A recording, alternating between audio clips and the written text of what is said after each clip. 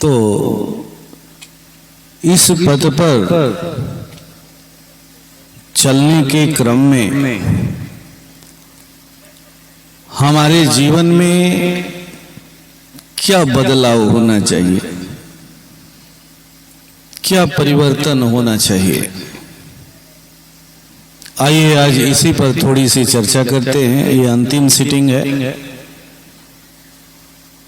अभी तक हम लोगों ने गुरु पर बात की, ब्रह्म ज्ञान पर बात की, लेकिन इस विषय को भी थोड़ा छूते हैं कि जब हम इस पथ पर चलते हैं, गुरु से जुड़ते हैं, तो हमारे अंदर में बदलाव कैसे होने चाहिए। तो बड़ा ही इसका सुंदर उदाहरण दिया गया है, जिसे हम अपने यहाँ गुरु वंदना में रोज गाते हैं। सभी भाई गाते हैं, गुरु के गुणगान करते हुए कहते हैं, बंदो गुरु पद पदुम परागा, सुरुचि सुबास सरस अनुरागा, अमी अमोरी मैं चूरन चारू, सकल समन भव रुज परिवार। आइए थोड़ा इसी पर चर्चा करते हैं। तो महापुरुषों ने कहा कि जब आप गुरु द्वारा बताए गए पथ का अनुसरण कर रहे होते हैं, बंदों गुरु पद पदुम परागा, जब उसका अनुसरण कर रहे होते हैं, गुरु पूजन कर रहे होते हैं, जिस पथ से आपके गुरु गुजरे हैं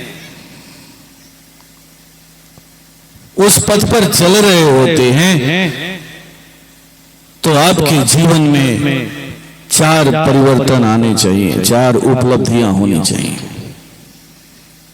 वो चार उपलब्धियां कौन कौन सी हैं?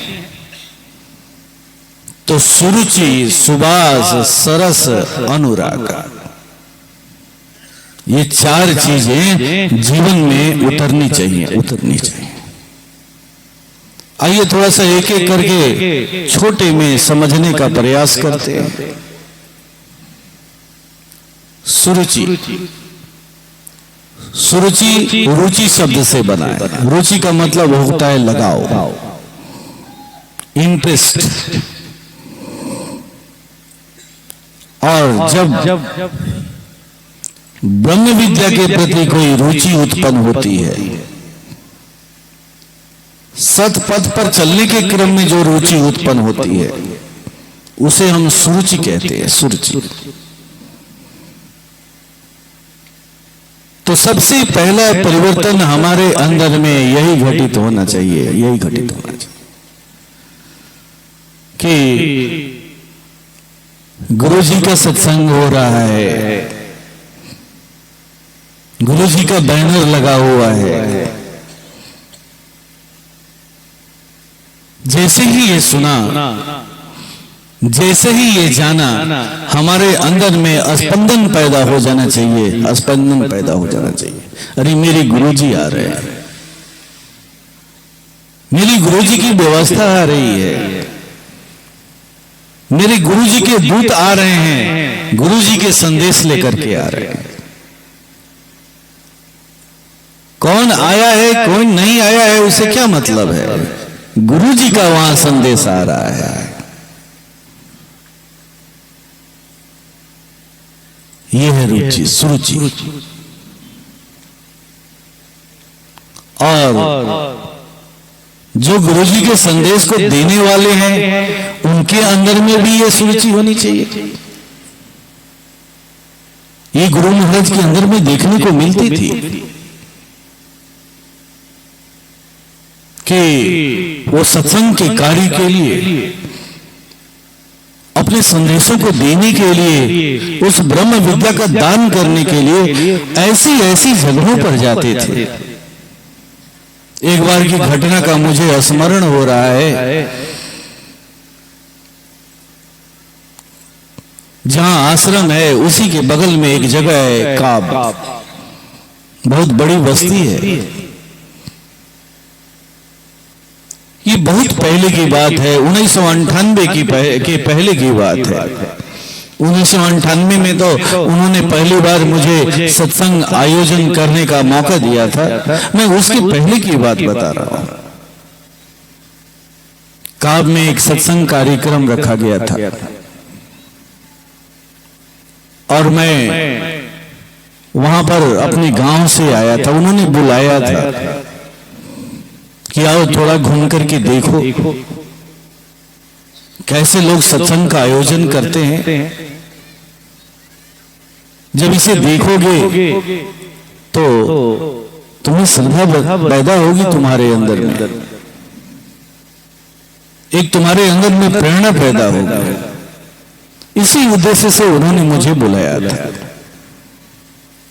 और मैं वहां पहुंचा था। वहां के एक स्थानीय सत्संगी हैं जिनका नाम है भोला साहब। उन्हीं के घर के ऊपर एक छत पर व्यवस्था की गई थी। एक कमरा था, मुश्किल से 10 फीट का कमरा होगा। उसमें 2 चौकियां लगी हुई थी।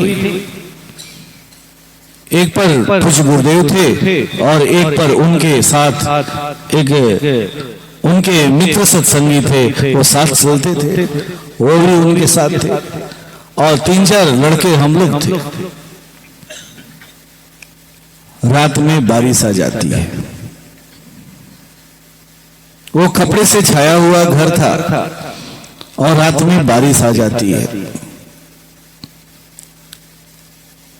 और वो पूरा घर छूने लगता है। पहले तो जहां तहां हम लोग सिकुड़ करके बैठे,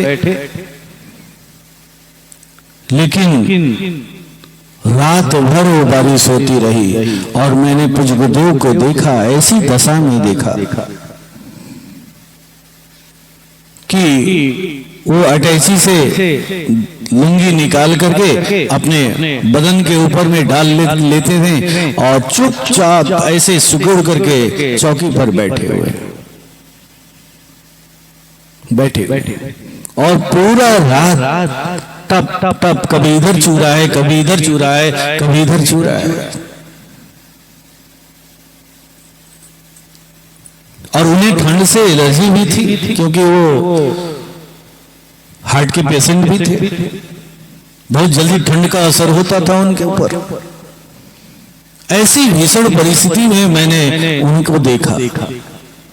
मैं पहली बार गया था और पूरी रात सिकुड़ करके बैठे रहे और फिर जब सवेरा हुआ, आकाश खिला तो वो तैयार हो गए और तैयार होकर के पंडाल में पहुंच गए सत्संग के लिए। कोई शिकवा शिकायत नहीं है। व्यवस्थापक के द्वारा जो व्यवस्था हुई थी उस व्यवस्था के प्रति कोई शिकवा शिकायत नहीं, कोई शिकवा शिकायत। हम लोगों को वैसे बेशक बुरा लग रहा था लेकिन उन्हें बुरा नहीं लग रहा था। तो मेरे इस बात को रखने का मकसद यही है कि उनके अंदर में कितनी रुचि रही होगी उस ब्रह्म विद्या के प्रति। तब जाकर के इतना परिश्रम जब उन्होंने किया है तब इस सत्संग को उन्होंने खड़ा किया है। उस समय तो 10-20 लोग ही इकट्ठा होते थे और एक एक बूंद करके वो एक एक फूल को घूम करके चुनाव करते रहे, चुनते रहे और आज वो उनका सत्संग हरा भरा दिख रहा है। इसमें हमारा कोई परिश्रम नहीं है, हम तो उनके द्वारा परिश्रम किए गए व्यवस्था का सुख उठा रहे हैं। ये तो उनके परिश्रम की उपलब्धि है। उनके परिश्रम की उपलब्धि। तो इस तरह से उनको हमने देखा है। यह सुरुचि, गुरु का संदेश कहां मिल रहा है, कहां गुरु का सत्संग हो रहा है। बहुत लोगों को मैं सुनता हूं कि निमंत्रण नहीं आया है। अरे निमंत्रण की क्या जरूरत है? किसी तरह कान में आवाज तो पहुंच गई कि हमारे गुरु जी का आगमन होने वाला है, गुरु जी का सत्संग आ रहा है, गुरु जी के वहां 2-4 चुने हुए उपदेशक हैं, उनके दूत हैं, वो आ रहे हैं। क्यों नहीं चला जाए? क्यों नहीं चला जाए? तो गुरु के हम पथ पर अगर चल रहे हैं, उनके संदेशों के पथ पर चल रहे हैं, तो ये सुरुचि हमारे अंदर में होनी चाहिए। ये पहली उपलब्धि है, ये पहली कसौटी है। दूसरी कसौटी है सुबास। बास से सुबास बना है। बास का मतलब होता है गंध, और सुबास का मतलब होता है सुगंध। तो आपके अंदर में, हम लोगों के अंदर में वो सुगंध भी पैदा होना चाहिए। हमें यह बताने की जरूरत न पड़े कि हम किस गुरु की संतान हैं, किस गुरु की संतान हैं। लोग पूछें देख करके कि आप किस गुरु की संतान हैं, लोग पूछें, हमें बताने की जरूरत न पड़े। ये सुगंध हम लोगों के अंदर ये पैदा होना चाहिए, पैदा होना चाहिए। ये दूसरी कसौटी है। सरस, सरस हृदय वाला होना चाहिए। जब उनके द्वारा दी गई जो साधना हम कर रहे हैं, उस रास्ते पर चल रहे हैं, तो हमारा हृदय सरस होते जाना चाहिए, सरस होते जाना। कठोर नहीं बनना चाहिए, सरस होना चाहिए। हाँ, कठोरता छोड़ना भी नहीं है। किसी के लिए, किसी के भले के लिए कठोरता भी आवश्यक है। ठीक वैसे ही जैसे पिता के अंदर में कठोरता होती है अपने पुत्र के लिए, वो कठोरता आवश्यक है। अगर वो कठोरता ना हो तो काम नहीं बनेगा, वो जरूरी है। लेकिन उस कठोरता में उस सामने वाला का कल्याण छिपा हुआ है। पिता का हृदय पति पुत्र के प्रति कठोर नहीं होता है, याद रखिएगा। हमेशा नरम होता है, लेकिन वो कठोरता का दिखावा करता है कि उसका पुत्र बिगड़े नहीं, गलत रास्ते पर न जाए। तो ऐसा सरस हृदय वाला होना चाहिए। और चौथा है अनुराग, यानी हमारा जीवन एक अनुरागी की तरह भी होना चाहिए। अनुरागी, अनुराग का मतलब क्या होता है? तो अनुराग को समझने के लिए राग, अनुराग और वैराग तीनों को समझना होगा। राग कहते हैं मोह को, लगाव को। किसके प्रति? तो संसार के प्रति। संसार के प्रति लगाव, सबसे ज्यादा लगाव, इसे राग कहते हैं। अनुराग किसे कहते हैं? अनु का मतलब होता है छोटा, और राग का मतलब होता है लगाव, यानी छोटा लगाव। किसके प्रति? तो संसार के प्रति। संसार के प्रति बहुत ही छोटा लगाव। क्योंकि संसार में रहना है, संसार में जीना है, संसार से कुछ काम है, इस शरीर का पोषण करना है, उसके लिए कुछ आवश्यक चीजों की जरूरत है, उसके लिए कुछ आवश्यक रिश्तों की जरूरत है। तो बहुत ही छोटा लगाव। और बड़ा लगाव किसके प्रति? तो अपने प्रभु के प्रति, अपने परमात्मा के प्रति, अपने इष्ट के प्रति, अपने गुरु के प्रति। ये हुआ अनुराग। और वैराग्य, वैराग्य का मतलब है जिसने राग को बेच दिया, व्यय कर दिया। जैसे खेत लिखते हैं ना, तो कहते हैं खेत व्यय कर दिए। ठीक है, वैसे ही राग को पूरी तरह से मिटा दिया, पूरी तरह से मिटा दिया। ये वैराग्य है, वैराग्य। लेकिन समाज में काम करने के लिए हम अनुरागी बन करके रहते हैं। बड़े बड़े साधु महात्मा, संत महात्मा वे पूर्ण बैरागी होते हुए भी अनुराग के गुण को धारण करके रखते हैं, ताकि समाज में काम करना है, काम किया जा सके। इसका बड़ा ही सुंदर उदाहरण है परमहंस रामकृष्ण का। तो उनकी भक्ति की सुगंध इतनी फैल रही थी कि लोग उनके उस सुगंध को देख करके, अनुभव करके आकर्षित हो रहे थे। रोज कोई न कोई जिज्ञासु उनके आवास पर पहुंचा रहता। एक दिन उनकी पत्नी का नाम था शारदा। एक दिन उन्होंने कहा कि शारदा, वो किचन में पहुंच गए और पहुंच करके बोलने लगे कि शारदा क्या खाना बना रही हो? मुझे बहुत जोर की भूख लगी है, क्या खाना बना रही? कहते हैं कि माँ शारदा जो है वो उनसे कहती हैं कि आप ऐसा करते हैं वो ठीक नहीं है। आपके भक्तगण आए हुए हैं, उनके बीच में बैठे हुए हैं और फिर अचानक उठ करके आप रसोई घर में चले आते हैं और खाना मांगने लगते हैं। वो क्या सोचेंगे? वो आपके भक्तगण देख करके आपको क्या सोचेंगे? परमहंस रामकृष्ण अपनी पत्नी की बात सुन करके थोड़ा सा गंभीर हो गए। उन्होंने कहा कि शारदा, मेरा लगाव जो है ना पूरी तरह से समाप्त हो चुका है, पूरी तरह से समाप्त हो चुका है। हर तरह का लगाव पूरी तरह से समाप्त हो चुका है। बस मैं किसी तरह से एक लगाव को पकड़ करके रखा हूं, भोजन के प्रति। भोजन के प्रति जिस दिन इस लगाव को भी छोड़ दूंगा, ये मेरा शरीर नष्ट हो जाएगा, ये शरीर नष्ट हो जाएगा। और आज मैं तुम्हें बता देता हूं कि जिस दिन तुम खाना का थाल लेकर के आओगी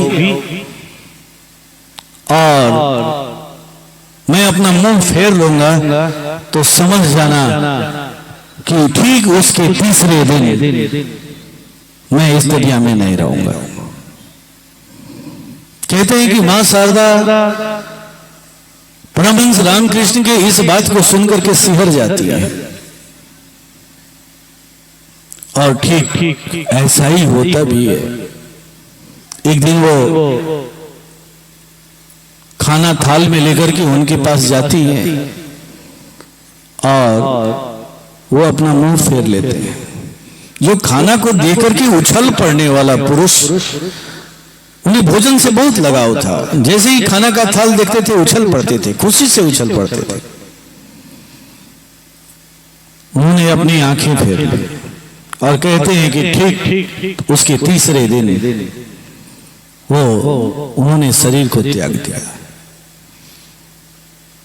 और यही चीज हमने पुष्पगुदई में भी देखा है। आज मैं आपको एक ऐसा ही बात बताऊंगा। 31 दिसंबर मेरा जन्मदिन है। 31 दिसंबर के संध्या को पूजा का कार्यक्रम रखा गया था। स्थानीय कुछ सत्संगी भाई इकट्ठा हुए थे और बहुत उन्होंने मुझे आशीर्वाद दिया। उस दिन माता जी भी थी, बहुत आशीर्वाद दिया। और उसके बाद वो कमरे में सोने चले गए। पूजा समाप्त होने के बाद 1 जनवरी को उन्होंने कहा कि निजो, मेरा सारा सामान मेरे ऊपर वाले कमरे में कर दो। क्योंकि जाड़ा का दिन था, ठंडा का दिन था, तो हम लोग उनको नीचे वाले हॉल में ले आकर के उनकी व्यवस्था कर रखे थे। नीचे वाले कमरे में, जिस कमरे में अभी उनकी मूर्ति रखी हुई है, उनका पलंग, उनकी अलमारियां, सभी को ला करके हम लोग इसमें रखे हुए थे। क्योंकि इसमें ठंडा कब लगता था। लेकिन उस दिन उन्होंने कहा कि मेरा सारा सामान ऊपर वाले कमरे में कर दो। हम लोगों ने रोकना चाहा तो उन्होंने मुझसे एक ही बात कहा कि देखो अब मुझे सारा लगाव समाप्त करना है। इस बात को केवल मैं ही जानता हूं, कोई दूसरा नहीं जानता है, कोई दूसरा नहीं जानता है। उन्होंने यही आस्ते से कहा कि अब सबसे लगाव समाप्त करना है। लेकिन मैं इस बात को समझ नहीं पाया कि वो क्या कहना चाह रहे हैं, क्या इशारा दे रहे हैं। और ठीक हम लोगों ने उनके सामान को, सारा पलंग वगैरह सब ऊपर वाले कमरे में हमने शिफ्ट कर दिया। और ठीक तीसरे दिन 3 तारीख को रात्रि 9 बजे, चाहे जिस माध्यम से हो, जैसे हो, उन्होंने शरीर का त्याग कर दिया। क्या उन्हें जीवन से लगाव था? नहीं, वो भी एक वैरागी थे, पूर्ण वैरागी। लेकिन जीवन जीने के लिए, समाज को कुछ देने के लिए थोड़ा सा लगाव उन्होंने पकड़ रखा था। ये हर महापुरुष के साथ होता है। जिस दिन पूर्ण लगाव समाप्त हो जाए उस दिन ये शरीर नहीं रह सकता। अध्यात्म विज्ञान कहता है कि अगर 72 घंटे तक अगर हम पूर्ण वैराग्य की अवस्था में रह जाएं तो शरीर को संगठित और विघटित दोनों कर सकते हैं, दोनों की क्षमता प्राप्त हो जाती है। लेकिन ये कार्य कौन कर सकता है? तो जो पूर्ण वैरागी हो चुका हो, पूर्ण वैरागी हो चुका हो। और ठीक जब मैंने इस कैलकुलेशन पर दृष्टि डाली तो पाया कि ठीक 72 घंटे के बाद परम पूज्य गुरु महाराज साहब ने शरीर को छोड़ दिया। ये कैलकुलेशन जो मैंने बताया, ये उन्हीं के बताया हुआ कैलकुलेशन है। ऐसा नहीं है कि मेरे द्वारा खोज किया गया है, ये उन्हीं के द्वारा बताया गया। और जब अपने और उनके बीच होने वाले संवाद पर जब मेरी दृष्टि गई और 3 तारीख 9 बजे के टाइम पर ड्यूटी गई तो माना कि माया ने देखा कि ठीक 72 घंटे समय हुए। तो मैं इस विषय को उठाया था कि 4 ये गुण हमारे अंदर में उतरने चाहिए। सुरुचि, सुबास, सरस, अनुराग। और 4 गुण जब ये हमारे अंदर में उतर जाते हैं, केवल एक गुण नहीं, कहा जा रहा है कि ये 4 गुण, जब 4 ये गुण उतर जाते हैं तब ही हमारे सारे भवरोग समाप्त हो सकते हैं। समन सकल भव रुज परिवार। हमारे अंदर के जितने भव रोग हैं, भावनाओं के रोग हैं, कहते हैं ना कि सबसे बड़ा सागर, भव सागर क्या है? तो भावनाओं का सागर। जिस सागर को शंकर भी नहीं पार कर सकते बिना गुरु की सहायता के, बिना गुरु की सहायता। तो ये 4 गुण हमारे अंदर में अवतरित होने चाहिए। अगर हम अपने गुरु द्वारा बताए गए पथ पर चल रहे हैं, उस पथ का अनुसरण कर रहे हैं, तो ये 4 गुण उतरने चाहिए। ये सभी के लिए कह रहा हूं, यही है पैमाना।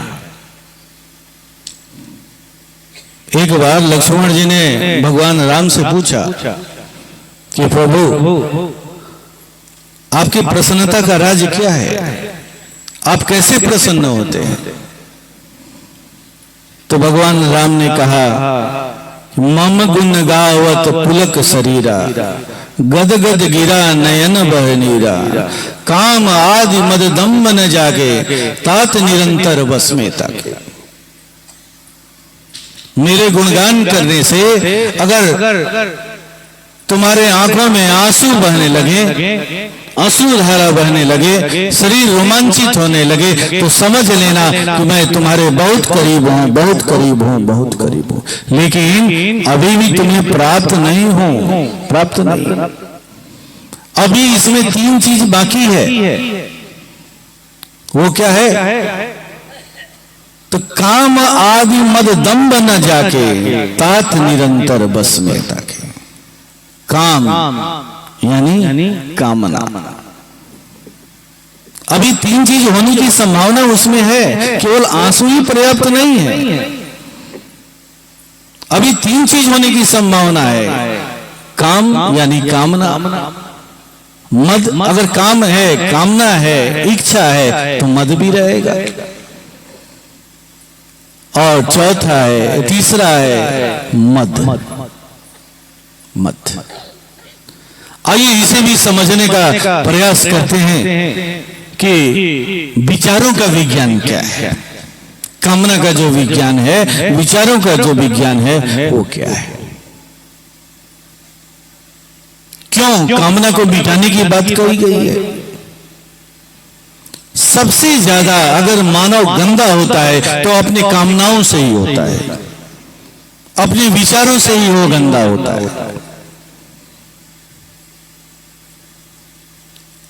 जब कोई भी एक विचार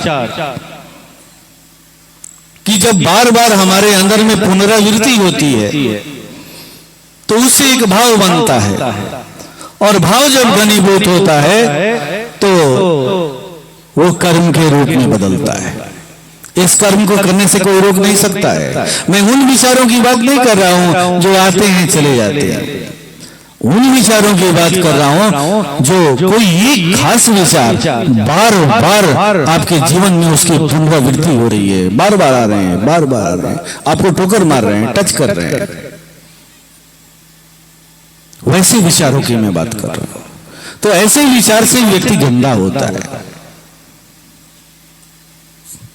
अगर आपके मन में किसी के प्रति ईर्ष्या है, किसी के प्रति द्वेष है, और उसी के विचार बार बार आ रहे हैं, बार बार आ रहे हैं, तो क्या होगा? तो उससे एक भाव बनेगा, और भाव जब घनीभूत होगा तो आपके कर्म दुष्कर्म में बदल जाएंगे। अब आप चाहेंगे कि कैसे उसे मिटा दें, कैसे उसे समाप्त कर दें, कैसे उसे तहस नहस कर दें। तो ये विचार ही गंदा करते हैं। आइए एक आपको उदाहरण देता हूं, बड़ा ही सुंदर सा उदाहरण है जो भागवत से आता है। भागवत आप लोग रोज सुनते हैं। उसमें एक प्रसंग आता है कि अजामिल गंदा कैसे हुआ। अजामिल गंदा कैसे हुआ? अजामिल एक ब्राह्मण का पुत्र है। उसके पिता रोज यज्ञ करते हैं अपने घर में, और अपने बच्चे को, अजामिल को, उसने ऐसा आदेश दे रखा था कि तुम्हें रोज यज्ञ के लिए हवन सामग्री लेकर के आनी है, लकड़ियां इकट्ठा करके लेकर के आनी है, फूल इकट्ठा करके लेकर के आना है। उसकी वही ड्यूटी थी। तो वो हवन सामग्रियों को इकट्ठा कर देता था, और लकड़ियों और फूल के लिए वो जंगल की ओर निकल जाता था। एक दिन वो जंगल की ओर निकला तो जंगल के मध्य में एक उसने महिला को देखा, और महिला के साथ एक पुरुष को भी देखा। उन दोनों को देखने के बाद उसके विचार गंदे हुए, लेकिन वो लौट आया। फिर पिता के साथ हवन कार्य में साथ देने लगा। जब हवन कार्य में लगा तो उसके विचार कुछ शुद्ध हुए, शांत हुआ। फिर दूसरे दिन वो फूल और लकड़ियों को लेने जंगल के लिए गया। रोज उसकी वही ड्यूटी है। अब जब वो पहुंचता है, लकड़ियों को तोड़ता है, फूल इकट्ठा करता है, तो अब उसके अंदर एक विचार उठता है।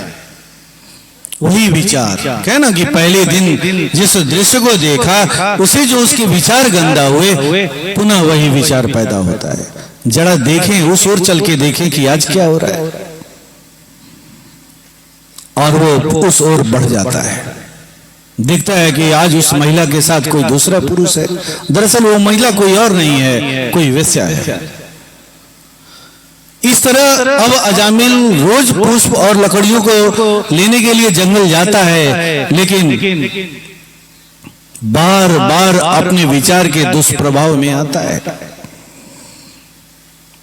एक दिन वही विचार, उसके अंदर में विचार से जो भाव पैदा हुआ, वो भाव जब घनीभूत हुआ, तो एक दिन जब वो जंगल में गया तो उसके अंदर में विचार उठा कि चलो आज थोड़ा सा उससे बात करते हैं। और जाके वो बात करता है।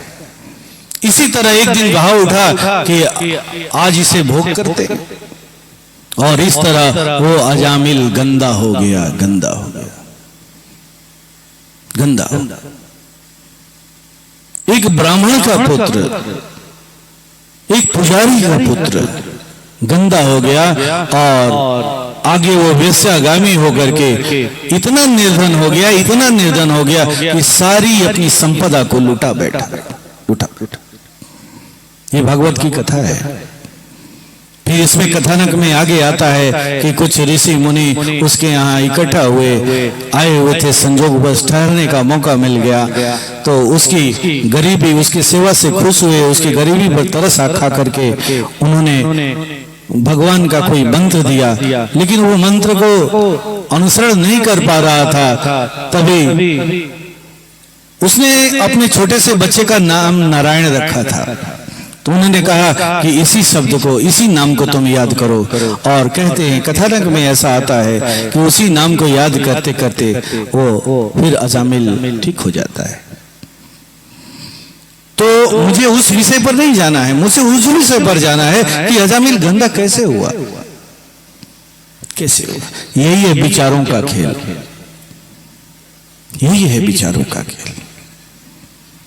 जब हमारे अंदर में किसी के प्रति दूषित विचार होते हैं, और विचार जब बार बार उस विचार की पुनरावृत्ति होती है, तो उससे जो भाव बनता है, और भाव जब पुष्ट होता है, तो वो कर्म में बदलता है, और वही कर्म दुष्कर्म कहलाता है, दुष्कर्म कहलाता है। तो भगवान राम यही शिक्षा दे रहे हैं, काम आदि मद दम न जाके तात निरंतर बस में ताके। अपने कामनाओं को मिटाना हो, कामनाओं को मिटाना हो, इच्छाओं पर विजय प्राप्त करना हो।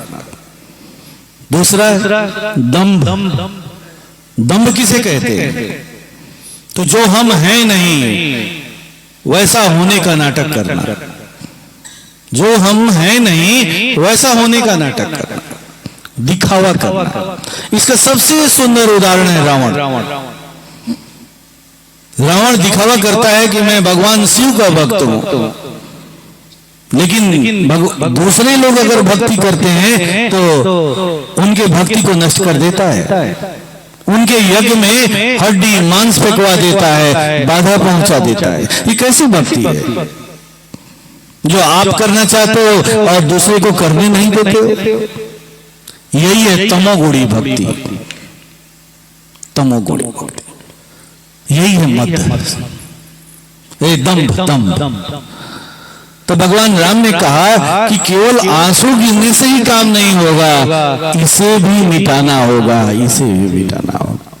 जब ये मिट जाते हैं, काम आदि मद दम न जाके तात निरंतर बस में ताके, तब उसके अंदर में यो योग्यता प्राप्त हो जाती है कि मैं उसके हृदय में वास कर सकूं, रह सकूं, ठहर सकूं, ठहर सकूं। इस तरह से ये सारे गुण हम भक्तों के अंदर में अवतरित होनी चाहिए, अवतरित होनी चाहिए। जब हम गुरु द्वारा बताए गए पथ का अनुसरण कर रहे हैं, उस पर चल रहे हैं, तो ये गुण भी हमारे अंदर में उतरनी चाहिए, उतरनी चाहिए। इस पर हम सभी भक्तों पर को दृष्टि रखनी चाहिए, इस पर विचार करना चाहिए कि हमारा कितना बदलाव हो पाया है, कितना नहीं हो पाया है, कितना हमें आगे बढ़ना है, कितना कार्य हमारा शेष बाकी रह गया है। क्योंकि बिना ये परिवर्तन के निर्मलता नहीं आने को है। और भगवान का शर्त है कि निर्मल मन जन सो मोहि पावा, मोहि कपट छल छिद्र न पावा। मुझे दूसरा नहीं प्राप्त कर सकता, वो हकदार ही नहीं है, अधिकारी ही नहीं है। उसके लिए आपको निर्मल बनना होगा, निर्मल बनना होगा। यही है परिवर्तन। जब हम गुरु की का साधना रोज कर रहे हैं, इस सत्संग के पथ पर चल रहे हैं, तो ये परिवर्तन हमारे अंदर में घटित होना चाहिए, होना चाहिए। इस पर हमारी एक दृष्टि रखनी चाहिए। यही संदेश हमारे परम पूज्य ने दिया है। ऐसे महाप्रभु की ये सभा है,